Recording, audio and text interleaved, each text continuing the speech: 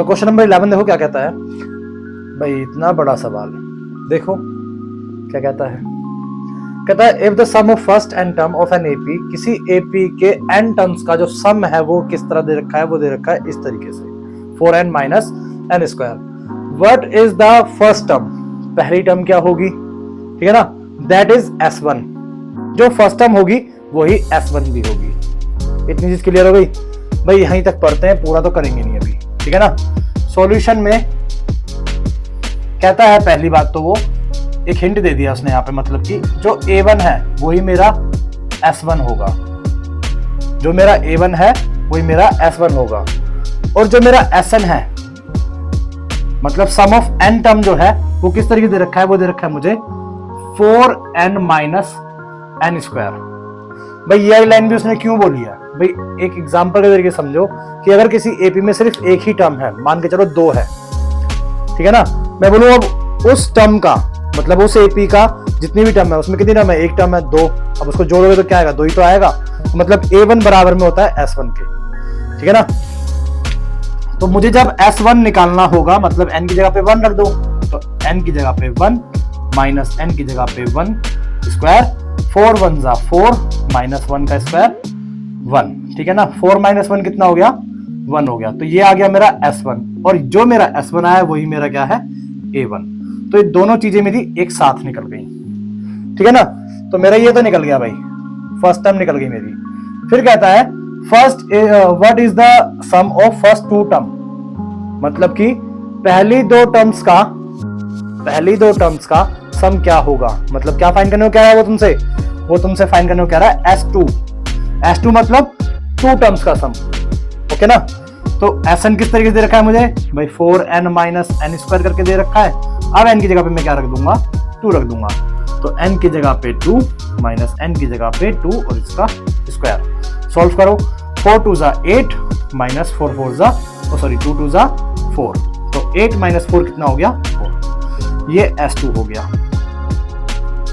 अब ये मत कर देना कि s1 a1 था तो s2 भी a2 होगा, a2 अलग चीज होगी भाई। पहली 2 टर्म मतलब कि ये 2 था और ये 3 था, ठीक है ना। अगर सिर्फ 2 को जोड़ोगे तो वही रहेगा, 2 ही रहेगा। अब 2 और 3 2 टर्म को जब जोड़ दिया तो क्या आ गया तुम्हारा, 5 आ गया, है ना। लेकिन सेकंड टर्म तुम्हारी क्या थी, 3 थी, लेकिन जोड़ के क्या आया, 5 आया, समझ गए। अब आगे क्या कहता है, वो कहता है what is the second term also, मतलब a2 भी बताओ।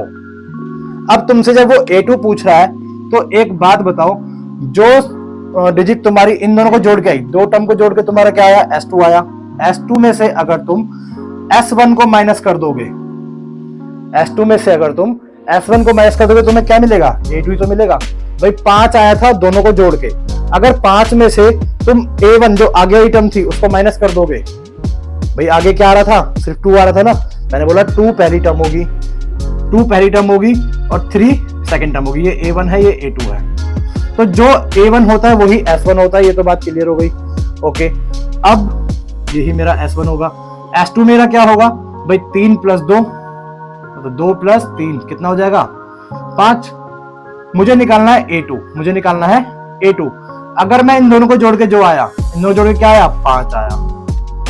5 में से आगे वाला जो था उसको माइनस कर दूं तो मेरे पास a2 आ जाएगा, नहीं आ जाएगा, a2 मेरा 3 था ना भाई, a2 मेरा 3 आ गया। तो मतलब कि s2 माइनस s1 कर दिया, s2 क्या आया था मेरा 4 माइनस s1 कितना आया था मेरा 1, तो मेरा 4 माइनस 1 कितना हो गया 3, तो ये मेरा आ गया a2, मेरा a2 भी आ गया। What is the second term, तो ये बात भी खत्म हो गई, ठीक है। इसको साफ कर देते हैं। फिर कहता है सिमिलरली फाइंड द थर्ड, इसी तरीके से थर्ड टर्म में निकालो। अब थर्ड टर्म निकालने के लिए करना पड़ेगा भाई, a2 मिल गया मेरे को, a1 मिल गया, ठीक है ना। क्या मैं d निकाल सकता हूं, d बताओ कैसे निकालेंगे भाई, d कैसे निकालते हैं, a2 माइनस a1 करके। a2 कितना निकला मेरा 3 माइनस a1 कितना निकला मेरा 1, तो 3 माइनस 1 कितना हो गया मेरा 2, तो d की वैल्यू आ गई 2। मुझे निकालना क्या है, a3,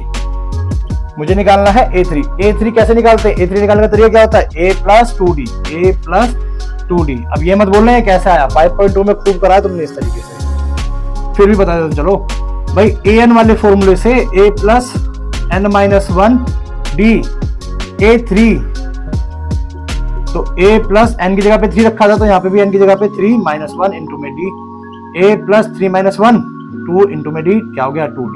तो a3 निकालने का ये तरीका हो गया।